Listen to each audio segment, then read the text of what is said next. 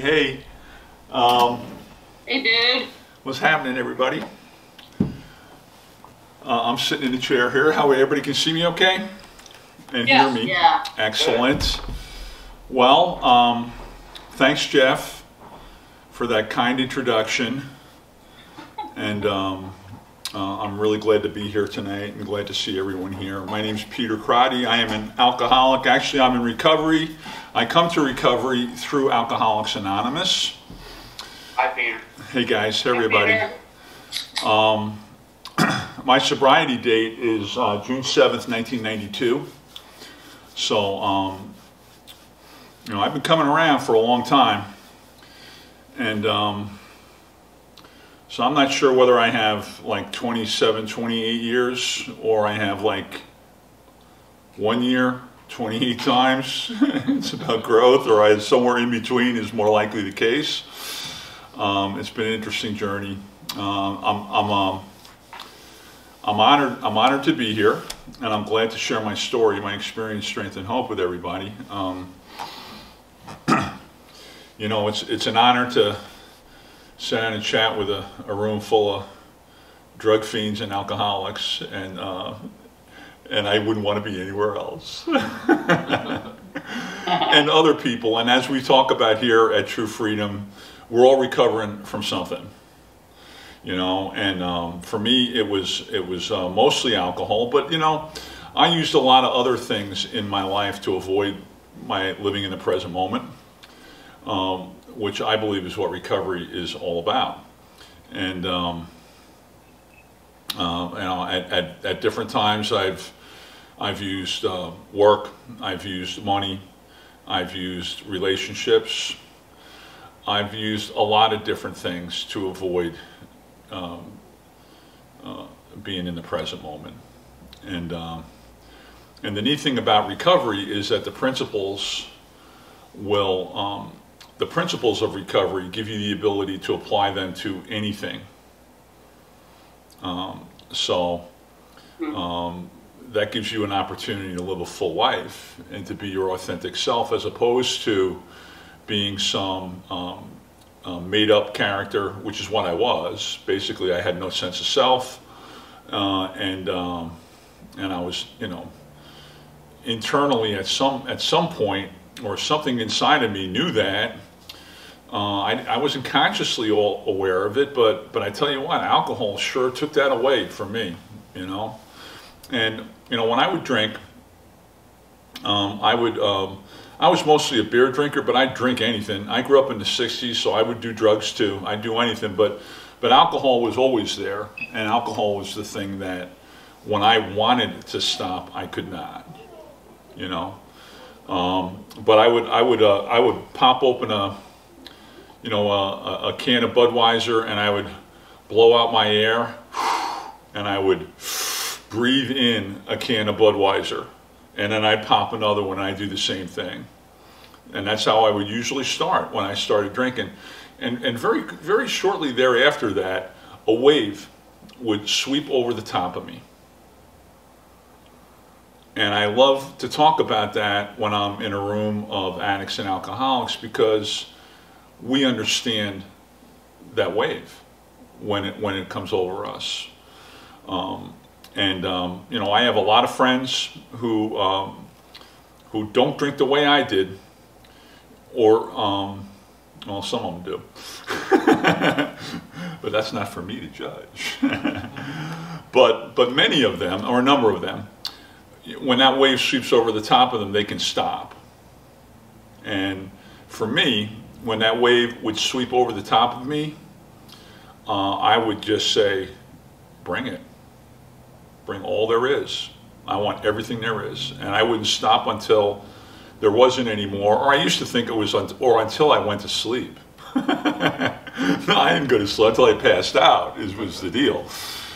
So, and I drank that way for a real long time,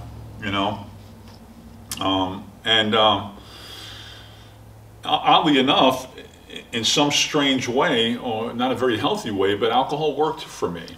It gave me something to take the edge off. It gave me something to not deal with those inner feelings of of being less than others, you know. And I tell you what, a couple of beers, or back when I was playing ball, a Percocet or two, and you know, a few beers or some I forget the name of it. There's a cough medicine you used to be able to get over the counter with that had codeine in it. All you had to do was sign for it. There it is. And that was a couple of shots of that and a Budweiser, and you're on the way, you know. Your aches and pains from that night's game are gone, you know, and that's sort of what the deal is. So my story revolves around a lot of that. I was an athlete. I was, you know, I'm very tall. Of those of you who know me, and I think everybody knows me, that's here. So, you know, I played a lot of ball in my day. And, you know, and I've heard a lot of talks too. I've heard a lot of people talk, and they said that when they drank, you know, alcohol made them feel like they were 10 feet tall. You know, so we're all the same, but we're all so different. You know, when I drank, alcohol made me feel like I was 5'6", because that's what I wanted to be. I didn't want to stand out. You know, but at the same time, I did. You know, and I think the human condition, for me anyway, is such that there's so many paradoxes about it, you know. Basically, and people are going to shake their head when they hear me say this, but I'm basically a pretty shy person. But then again, I love to be effusive and chat with people and talk too. I don't like really doing this a whole lot. But then again, once I get into it, I sort of enjoy it. You know, it's weird, you know. And I think that that's true in many things in life. There's two sides to every coin, you know, and that's one thing I found in recovery. So anyway, so, you know, I grew up right outside New York City. I got a lot of attention very young because I was a 6'10" athlete that I can only think of one college in the United States that didn't talk to me or wouldn't have had me there on a full scholarship. I was a high school All-American.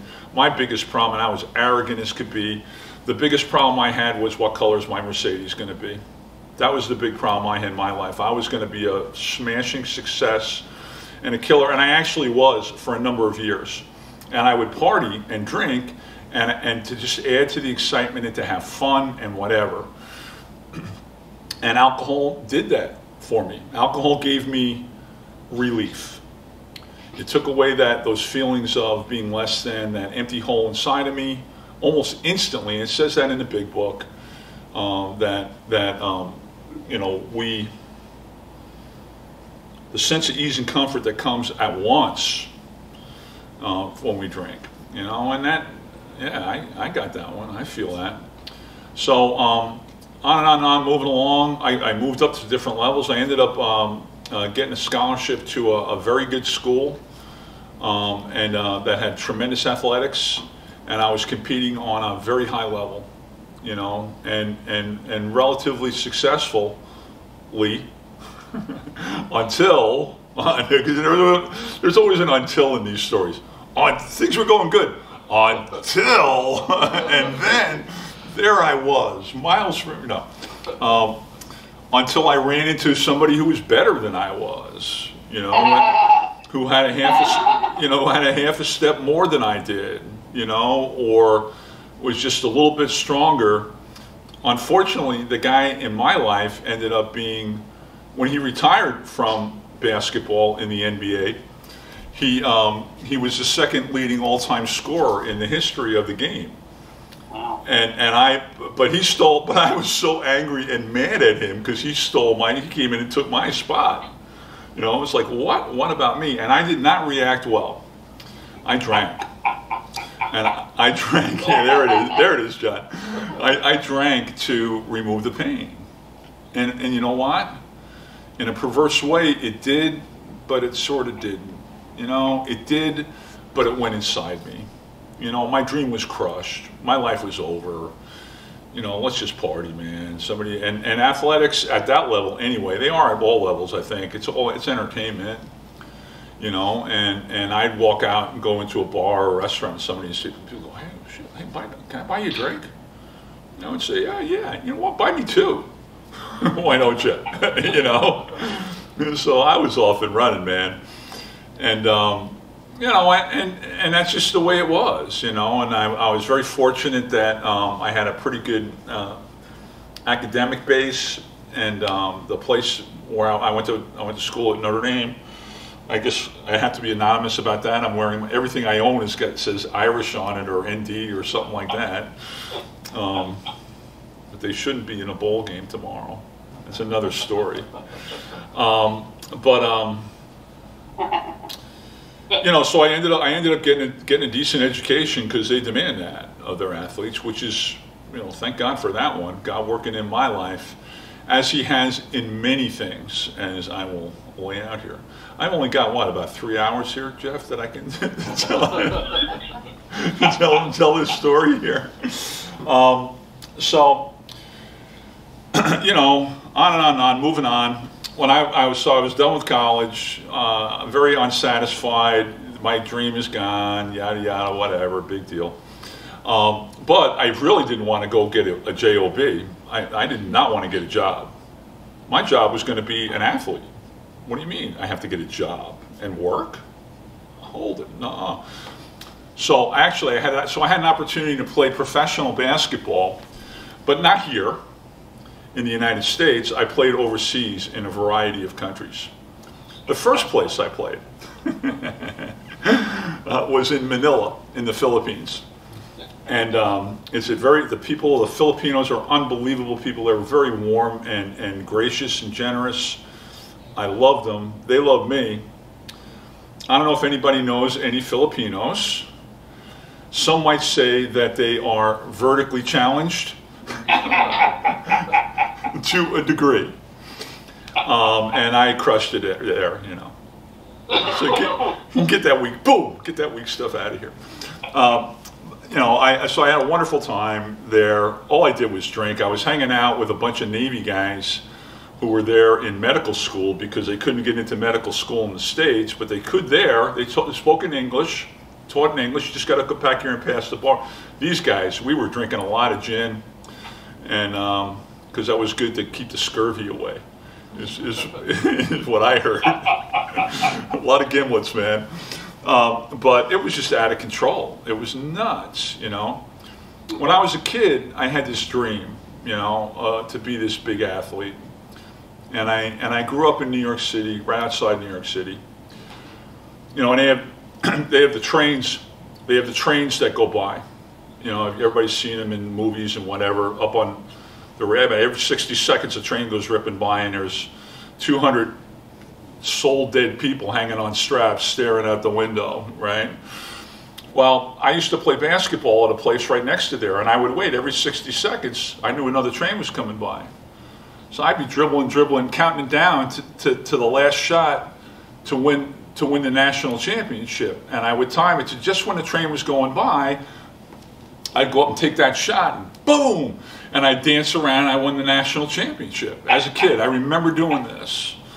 My God has a sense of humor. Okay, I played on a national championship team. The country was the Philippines. but I got that going for me, which is nice, right? So, you know, and there's so many things in my life that are like that. You know, golly, I played in Caracas, Venezuela after there, and that was a pretty interesting time there too. Our team was horrible. I don't know how many stories do I need to tell to validate myself. One of the guys on my team played at Syracuse University in college. We had several Americans on the team. He knew a guy in Caracas that we were hanging out with. The guy's father was the ambassador to the United States from Venezuela, who went to school at Syracuse. Well, this kid, Pedro, I think his name was Pedro, had a gold passport, which meant that when he went through customs, he was not allowed to be searched. Oh, shit. Yeah, you got it, Lucy. So about once a month, and this is why my friend Kevin was hanging out with him. About once a month, he would fly from Syracuse back down to Caracas and buy the biggest suitcase he could find, cocaine, and bring it back to school. This kid couldn't even speak English, and my friend Kevin is hanging out. He didn't speak Spanish. It's like his best friend, And cocaine all over his hair, whatever. Just insane, crazy. So we were hanging out with that guy for a while. But I mean, and drugs are part of my story. But drugs were not the way alcohol. I didn't do them the way I did alcohol. That's for sure. Or I would have been dead through that whole experience, no doubt. I played in Belgium, which is why when Franz, I always throw little Flemish words in when I respond. Franz says stuff, and I say stuff back to him in Flemish.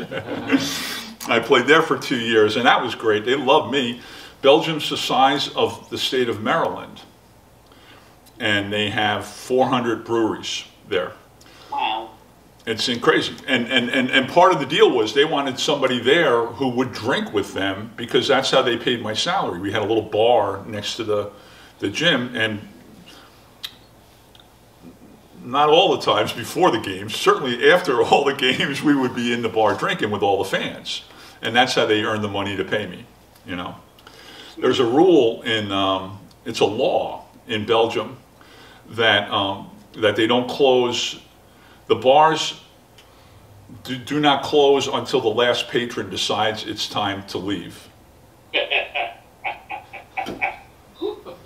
I'd walk into a place around midnight, and everybody that worked there would just go, "Oh gosh, oh no," because they knew that I was going to be there until the sun came up, until the birds were chirping, and that's just the way it rolled, man. Things went on like that. I was always living a life of if only I have this, then this. If only I had a better career, then I'd be happy so I could drink. If only, and you know what? If only I had more education. So I went back to school, I got a master's degree in finance, I got an MBA. Then, I sort of had to get a JOB after that because things were just the way they were. But if only, and I was fortunate enough that I got a lot of those things in my life, and they felt great when you got them, but they never lasted. They would wear off, and then I'd be back again saying, "Oh man, it's the same old shit. Here I am again." Whatever. So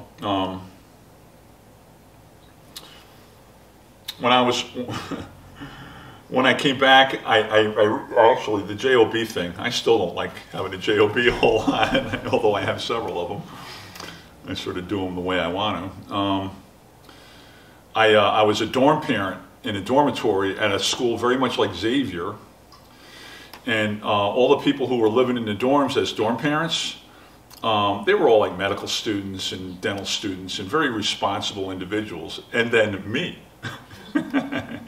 So you had this one dorm that was known for, the cops were there every night, they were lighting couches on fire, it was out of control all the time. So when the time came to hand out who was at what dorm, they said, "Well, who wants Xavier Loyola?" And all of these medical students were sitting there like, they're trying to crawl under the tables, I said, "I'll take it." And they were like, "Oh, Pete, thank you. So I watched it for about a week, and I saw who was doing this, and I saw who was doing that, and I watched people come, and I watched people go. And one by one, I grabbed them, and I said, "Hey, you know what? You're smoking a little weed up there in your room in the afternoons. I know that. And I don't want you to do that ever again without calling me first." So here I am, I'm running this dorm, and all of a sudden, and I said, "Oh, the key is we can do whatever we want. Let's just tone it down a little bit and keep the cops out of it. We'll be happy." They thought I was the miracle worker. They were like, "You tamed the wild beasts, Peter." And I sort of did to a degree. A young lady died in that dorm for and I was involved in some of the circumstances. I mean, I acquiesced. I don't carry that around with me forever. I didn't do. I had nothing to do with it, but it was tacit approval. I let it happen. And that was somewhat challenging. So had to get a job. Got a job. Became a stockbroker. Interesting profession. It's mostly about shaking the change out of people's pockets. Although you can do it with good intention, no doubt, and you can do the right thing and help people, educate them, and whatever. And that's sort of what I do now, anyhow. But didn't really like it at all back in the day, because it was it was high pressure, and it was like, produce, man. This is about making money, which was okay, because that's what I needed. Because if only I had more money, then I'll be happy, right? So I set a goal, and I hit that goal, and I bought a brand new Cadillac, a Thompson Mechanical Cadillac. It felt fantastic for about 3 weeks. I had a telephone in it. Woohoo! Long time ago.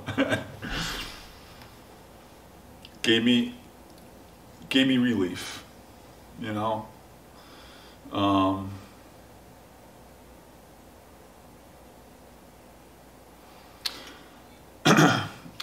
I was on the 3-year program.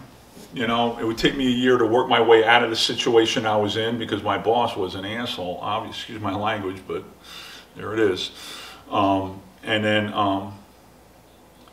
I'd research it and weasel my way into a situation, and it would take me another year. So every 3 years, I was switching jobs, and one of them brought me here to Cincinnati. In the meantime, I'm married. I've got 2 children who are just amazing in my life, and and I was miserable. I was making a bunch of money. It didn't matter. Money, it's like whatever.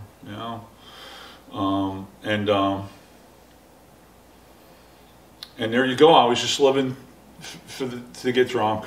I was like, if I can get through today. And I was like, I wasn't a daily drinker. Well, except for the fact that I pretty much was, except for like every 3 or 4 days I'd have to take a day off to rest and get some sleep or something. Then I'd be back at it again, So what happened for me is pretty simple. My youngest, I was, after a while I was getting divorced. That's a whole nother story, and not a very nice way. It was, but I wasn't totally at fault. There were 2 people in that program. There was some other stuff going on too. Anyway, I was just a happy drunk, bringing home money. I guess I wasn't very happy. So she's gone. I got the kids half-time. I'm working for myself now. Some might say I was still working for an asshole. I've heard that said about me. My youngest was running in front of his car to get his baseball, in front of Ellen's car to get his baseball uniform, and some guy tagged him going about 50 miles an hour on my street. I used to live in a residential street in Oakley, and pretty quiet street.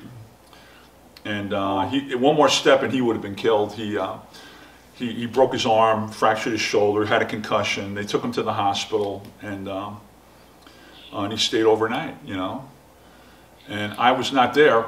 When I found out about it, I was freaked, And boy, alcohol, we show up for emergencies, don't we? I gave it 110%. I gave it 1,000%. I'm there for you. What do we need to do? We'll do everything, whatever. Finally, I get to go back home and hang out with my neighborhood guys I was hanging with. And the car keys went up at 4 o'clock. One guy owned a carry out, so we had all the booze we wanted, and we just all drank. And Ron said, "Hey, get me a beer. You want a beer, Pete?" I said, "Yeah, Ron, get me 2, will you?" And I pounded him down, and it stopped working. It's not very dramatic. That's the answer. That's where it was. It would not take away that sense of tragedy, foreboding. All of that was going to happen to me. it used to work. It stopped working. Alcohol stopped working for me. Now I was really screwed. I didn't have an answer to the insecure, unaware, not self-realized at all. I had no clue who I was or what was going on. I was chasing everything I could get my hands on, you know, without, you know, looking for answers without any clues, Bob Seger. And that's sort of what I was doing, you know. It was nuts. I did not last long after that. My brother, late brother, was a psychologist. He said, you know what, you might want to go and try AA. I don't think it's going to work for you, but because they believe in God and all of that stuff and the higher power. And he was an ex almost priest. You know, there's a lot of Catholic stuff going on. It was a lot, you know. He was like, you know, it's not going to work for you, but try it anyway. And I walked into a meeting and sat down, and there were 5 people and 6 people in this meeting.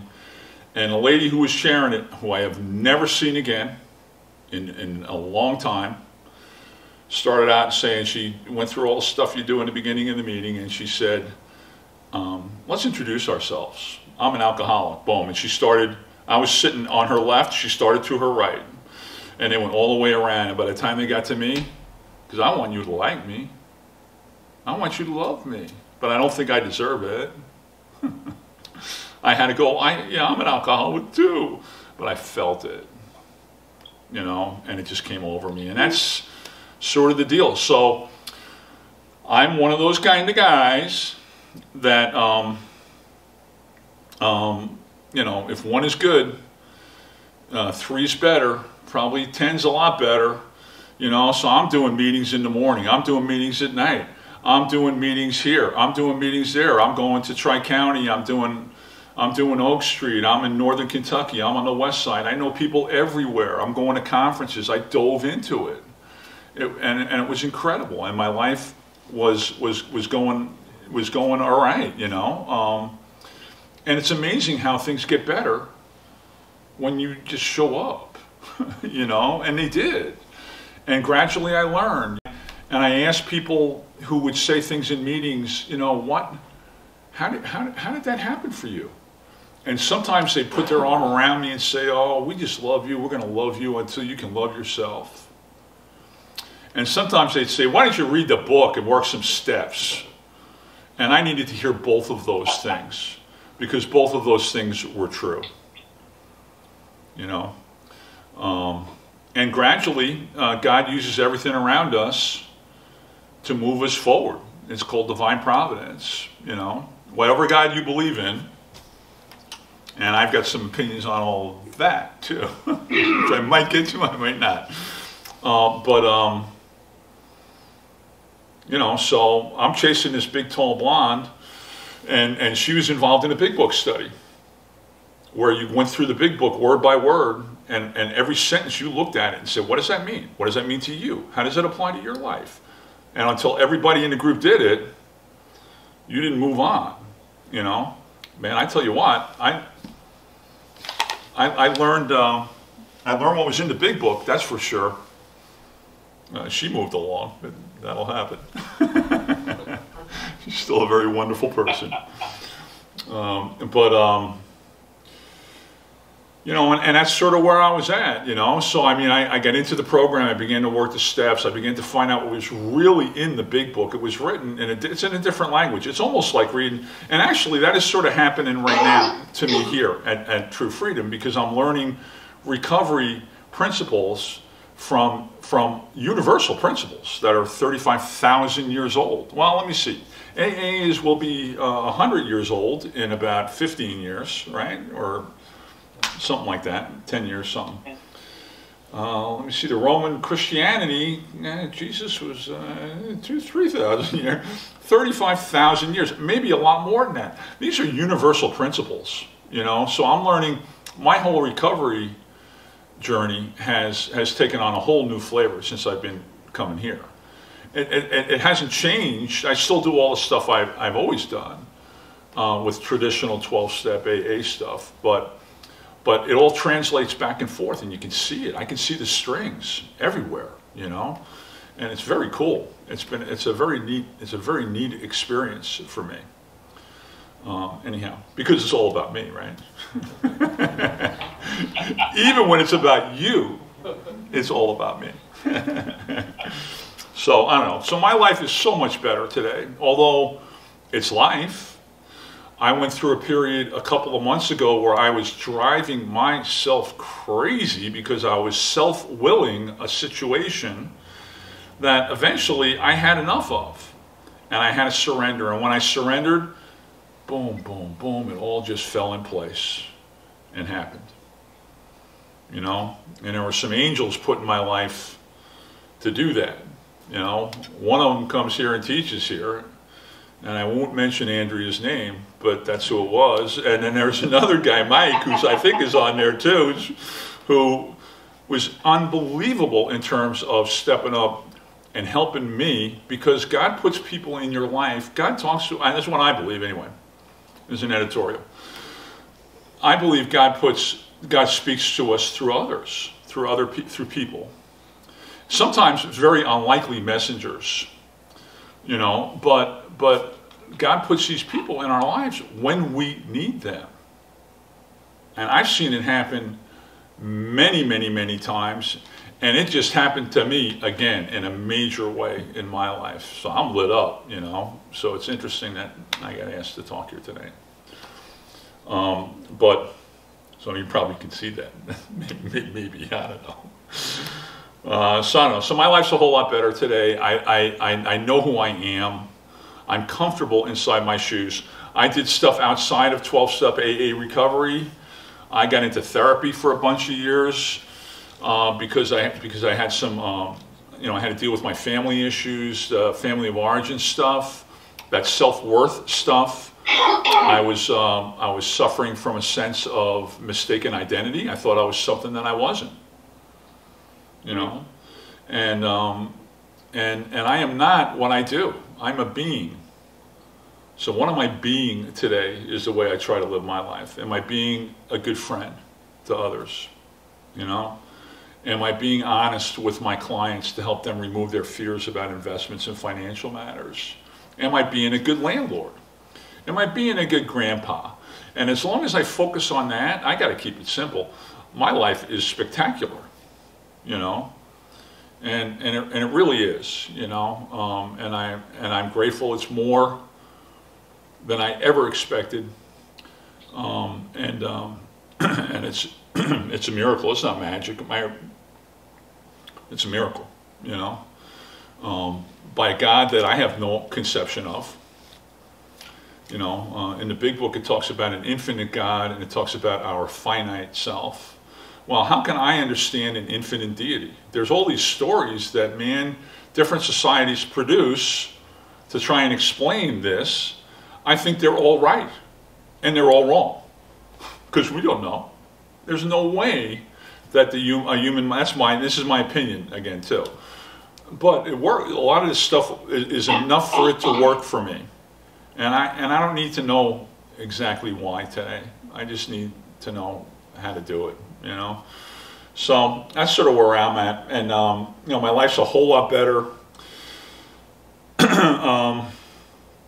I've heard that I've only got 2 more hours to go in my lead, so let's get into a few stories. Anyway, so I recall just miracles in my life. First of all, my kids, I was so afraid that they were going to turn out to be, and to suffer the pain, and just, I did not want them to have the life that I had.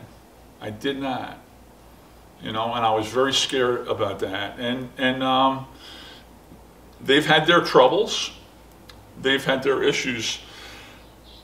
They're, you know, and they're both working through stuff right now, because if you're alive, you got stuff and you're working through it. That's all there is to it. But they're not doing it the way I did it. They're not running from life. They're not using things to buff off the edges to avoid being in the present moment. Okay, which is what I did, and what recovery gave me, the spiritual awakening that I had as the result of doing the steps, gave me not relief. It gave me something better than relief. It gave me freedom. It gave me freedom from the bondage of self. Damn. You cannot buy that one on Amazon. I don't think. Although, if we can figure out how to do that, we can all make a lot of money. Well, actually, we can figure out how to do it. And it's pretty simple. And it is the easier, softer way, and that's working a program. Whether it's NA, AA, Codependent Anonymous, smokes, it doesn't matter what it is. Work it. You know, I think it is important to understand what your problem is, too. However, because if you don't know what the problem is, chances are you will apply the wrong solution. A little story about that. I lived for many years in an old Victorian house in Oakley. And the pipes used to freeze every winter. And one year, and I had heat tapes and heat guns and space heaters and all this Bexterial to melt the pipes so that they would melt. Well, one year, I was doing this for 2 or 3 days. You know, standing water in the bathtub. It's ice, it's cold, you know, and you can't take, you know, it's bad. I noticed it was like 50 degrees outside for like 3 or 4 days already. It's like, wait a minute, what's going on here? So I went to Kroger and I bought a can of Drano and I put it in the drain. And 5 minutes later, the drain cleared and my problem was solved. So that's my point. If I didn't understand what my problem was, so the solutions I was trying to apply were the wrong ones. I believe that the steps gives us the ability to define what our problems are in a different way, outside of my brain, because my disease is about the way I think. It's about the way I drink or, you know, use drugs or do whatever I'm doing. And it's about my spiritual condition. So if any of those 3 things, the 3 legs of the stool, take a leg off the stool and see how long it stands. It's not gonna, you know. So I don't know. That's my opinion. Anyhow, anybody would like to talk about it? I like talking about that stuff. Recovery is great to talk about. So what else happened? What else do I got going on? I got a few more minutes. 45 minutes is long enough. We got a few more minutes coming. So I'm about 2 years sober. Not even that. Gosh, was it even I was sober? Maybe before I was sober. It was before I was. It was right before I got sober. So I go through this divorce. I'm angry as hell. I love Cincinnati. I grew up in New York City, man. That's where my whole family was. I wanted to get back to New York City. I would say to people, here I am. I'm stuck in Cincinnati. Holy, if I want my kids, I'm here.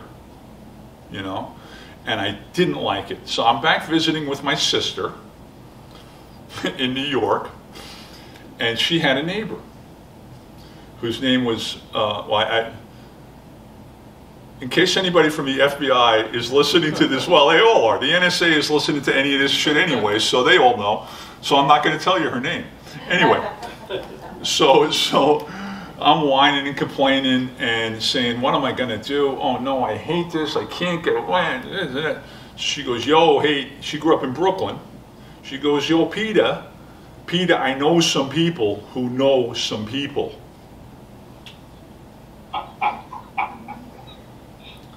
Should you want your wife to go away? We can take care of that. $500. Don't give away the punchline, John. $500. $750 if you want it to look like an accident. I'm sitting there pounding down some beer saying, shit, this could work. I got a lot of insurance on her. The whole, we Tony Soprano, boom, she's gone, you know. Thank God that did not happen, okay? And a miracle of recovery is our relationship got to the point where she was remarried. She got remarried. She has another child. She would go out of town. I babysit her child. I go out of town to Notre Dame football games. She'd watch my dog. You know, I was ready to kill her. And I thought about it. Obviously didn't act on it. You know, thank God for that, you know. That is a miracle of recovery, you know. So I'm about 2 years sober. I'm about 2 years sober, and my oldest boy, who's very smart, and he's a real student, a typical number one child, pleaser, do it the whole deal, and he played that role well. So he's trying to decide where he wants to go to college. Okay, so he goes, Dad, I'm thinking I might want to go to NYU. So I said, okay, cool. So I'm visiting my family back in New York because all of them are still, a number of them are still there. A lot of people in New York, it's like people are flying out of there like you wouldn't believe. But some of them were still there at that point in time. So we're out there for the summer, and it's like, let's go in and we'll take a look at the campus and talk to the admission people and whatever. I'm like 2-3 years sober maybe. And in the big book, and I'm like on fire, reading everything I can read about AA, Bill Wilson, everything. So I find out where Bill Wilson's address was in Brooklyn, where he had to drag the mattress down to the first floor so the guys wouldn't jump out the window, and where he would wake up in the morning shaky, and he would go around the street to the delicatessen and buy 6 bottles of beer to get himself, you know, to get the day rolling, you know. So I said, okay, Patrick, we'll go down there, we'll look at NYU, and then I want to go to Bill's house and sit on the front steps, and you can take a picture of me, you know. So we do that. It's about lunchtime, right? So we walk around, and there's a delicatessen around the corner from this place. Brooklyn Heights, right now, where Bill lived, the townhouses are worth $5 million. I mean, it's a very Tony area right now. All the investment bankers and all the Wall Street guys are living there. I guess it was pretty nice then too, but maybe not when Bill was, well, everything's relative. But anyway, so it's lunchtime. So we decide to go over to the delicatessen, right? So we go in the deli. There's about 7 or 8 people in a line in front of us. I look around. This place has got carved wood, tin ceilings, ornate. This is the place Bill writes about in the big book. This is the delicatessen that Bill went to and got his beers in the morning when he was getting sober. So we're just about 5 or 6 people in front of us in line, right? And I'm going wild. Patrick's shaking his head, going, oh, geez, you know, because I do this stuff all the time with him. He grew up in the rooms at AA, so did my other boy, Kerry. So, so we're standing in line, and we're working our way up, and it's finally our turn. And I say to the guy, I said, hey man, did you know that the guy, one of the co-founders of Alcoholics Anonymous, this organization that has saved and touched the lives of millions of people around the world, grew up right around the corner, lived right around the corner from here when he was starting the program, you know? And he talks about coming into a delicatessen and buying beers in the morning and this and that and the other, and this is the place that he did it. And the guy's looking right back at me, and he looks at me, he goes, so, do you want a sandwich or what? Which I think is a pretty funny story, you know. It's a pretty good recovery story, but I mean, those places are there, you know. I mean, and recovery has just made all the difference in my life, you know. Do I have everything I want? No, you never have anything you want, you know. I read John was mentioning the Dalai Lama earlier. I read a Dalai Lama quote recently that said, once you achieve the things that you want, those goals, they're immediately replaced by the next things that you want. It never ends. You always want something. So the key to being happy in life is to be satisfied with what you have. Doesn't mean don't strive for things that you want, but it means that they don't define who you are, and they shouldn't define your happiness unless you want them to. And go right ahead. You know, I have found that that's a miserable road to go, but that's just me. So what else do I got here? I'm right about 45 minutes too. Oh, you got an hour. I got an hour? Good, yeah. I had to run out of stuff to talk about, but I don't, you know, so okay, about this. I want to talk about true freedom, because this is a different thing for me that's happened since I've been coming here. I'm coming here a little shy of 3 years, and I initially came here. I was doing a bunch of meditation stuff with John, and he was like, hey, I'm going down to this place, check it out. So, you know, I've had a lot of physical things happen to me over the years playing ball. I've had, God, untold surgeries on all sorts of stuff, and I'm a mess physically. I'm a lot better than I was. But I have, you know, 2 artificial hips. I got an artificial knee. I got a big problem elbow. I've had 2 disc back operations. I've got another, and I've got 2 more that are, one of them's just been hanging there, and I've had another one since I was 17. So I have a lot of physical ailments. I was losing the feeling in my legs. I had had deep vein thrombosis, blood clots twice in my life. You die from that stuff, you know? And the internet is wonderful because there's so much information out there. God, some of it's even true. It scares the hell out of you, you know? And I was scared to death. And on top of that, I've got all these grandkids that I adore, and they're amazing that I'm in their life, but I can't even get down on the ground and play with them. So I started coming here, and the next thing you know, man, things are happening. I can get down on the ground. Jeff says, well, you know what? I've been wanting to start a chair yoga class, and you can't get up and down off the ground too easy, so we're going to start chair yoga. Boom. All of a sudden, I'm moving around a little bit. All of a sudden, I can get up and down. I'm doing all these different classes where my physical ailments are beginning to go away. I began to get, well, all sorts of crazy things have been happening to me too.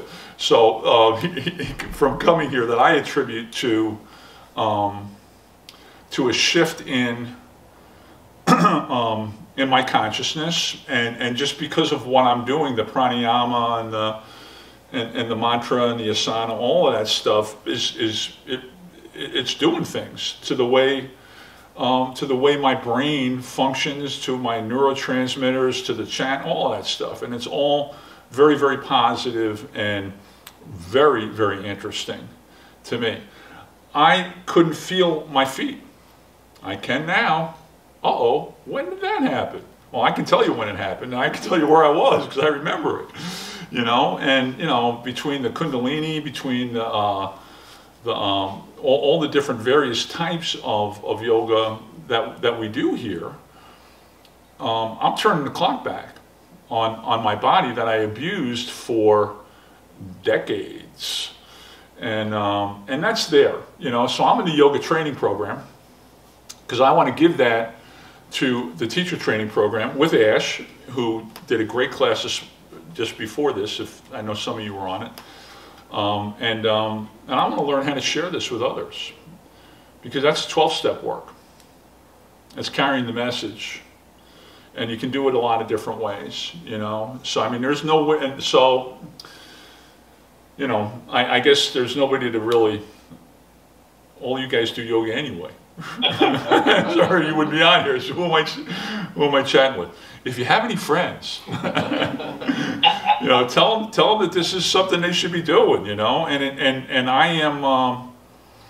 I'm convinced. I'm convinced of it. You know, I have more flexibility. I can feel my toes. Come on.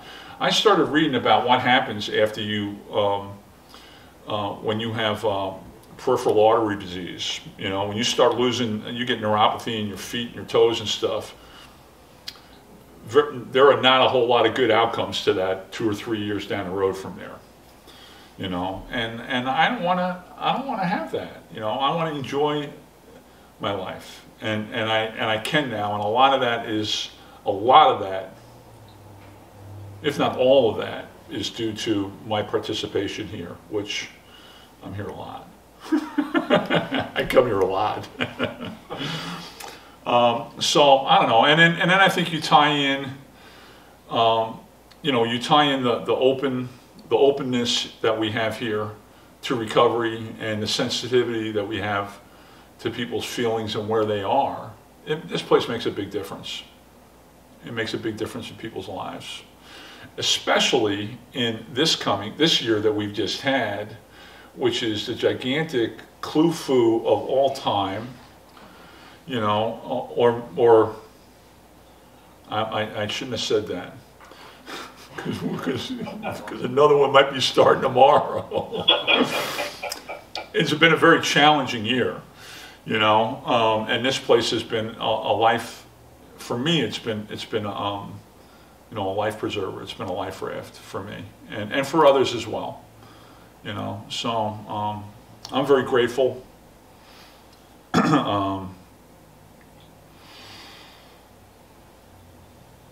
That's about all I got. But I love you all. You're my Sangha. Don't get upset about anything. It ain't worth it. You know?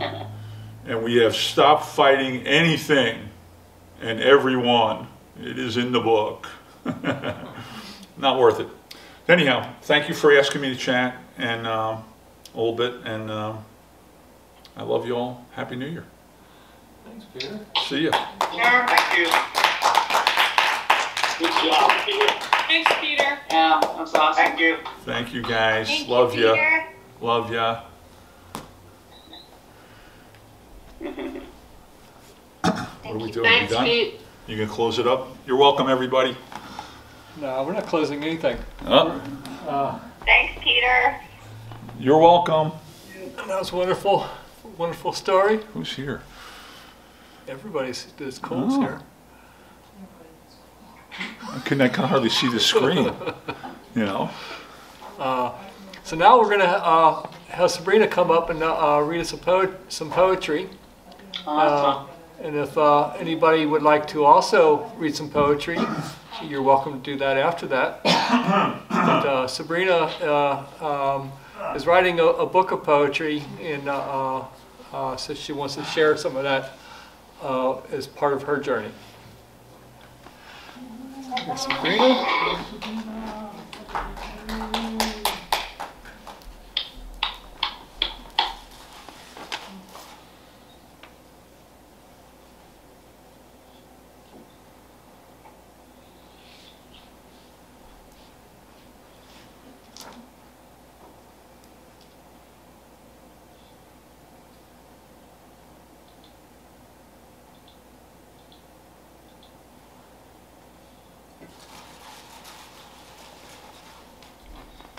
All right, hello. Alrighty. So I'd like just to take a moment and do that distance energy thing, because I really enjoy when we do that. So help calm my nerves a little bit. So. Whew.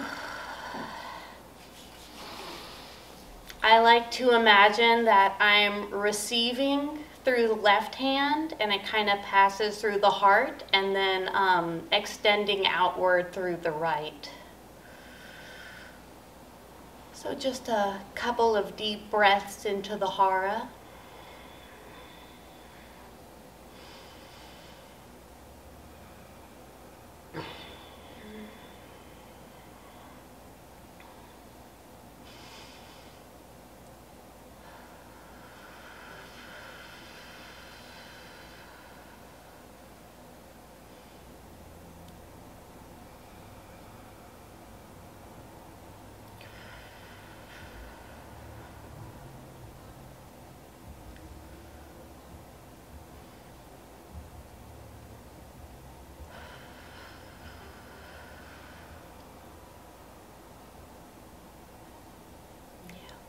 Lovely. So yeah, 2020, you know, has been a year of standing still, and as we return to a new normal, whatever that looks like in the coming days, I found for me personally, I'm going to start asking myself, what do I want to invite back into my life? There were some energy drainers in my life.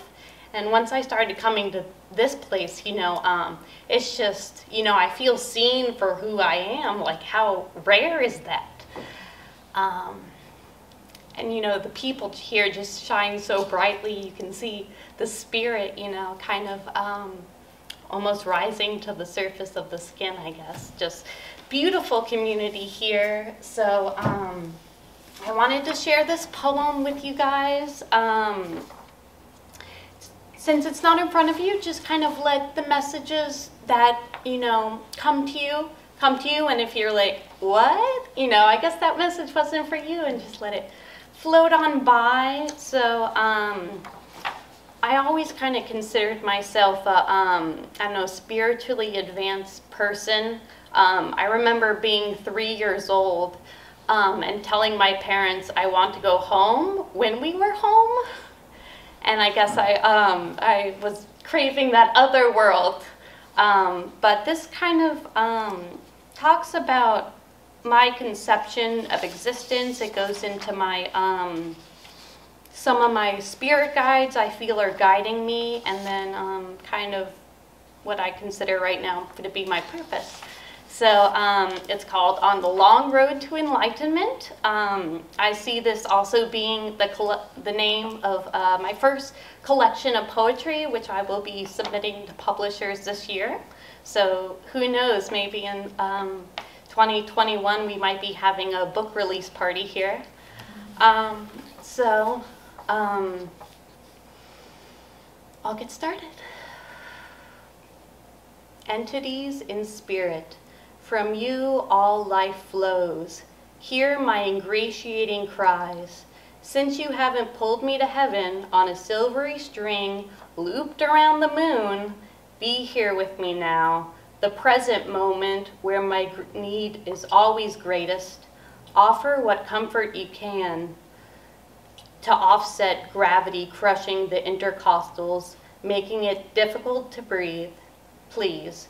Don't blame a confused, hurting human, annoying as it must be, entrusted to watch over the poor things, snatched out of the ether and stuffed into a body with a tendency towards decay and a constant longing for home. It is safer to allow yourself not to feel in the amorphous, uncaring world. These are hard times for empaths. Unread journal pages jigsaw through the walls of the psychic ward, or are preserved forever in a museum of terror, riddled by spheres of discomfort that multiply, collide, and fill the air like disease. Brought into this world with no explanations, no solutions, and I am not young enough to know everything anymore.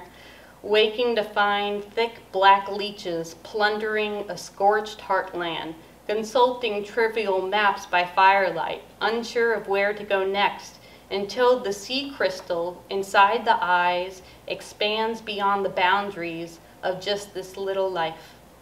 Synapses snapping when out of the matrix of original source steps the German philosopher, Fraulein Frank, the one who has been placing ethereal winds in the sails of intentions all these years past.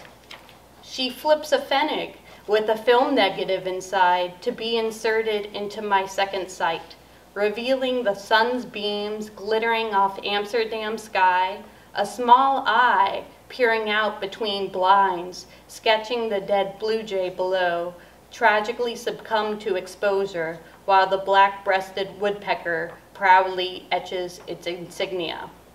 The only way to live truly is to let go. Allow time to fall off the mountainside without your assistance. It is but practice for the merging. I ask myself, the universe, God, what does the future hold for me? You were brought to this earth to disperse love and light, blessed with an ability to be filled up with the divine, straight from the spigot of oneness, to overflow with peaceful presence and leave a never-ending rivulets of hope in your wake. So that's it. Great, that was wonderful. Thank you. Excellent. Really, really great. So That good. was beautiful.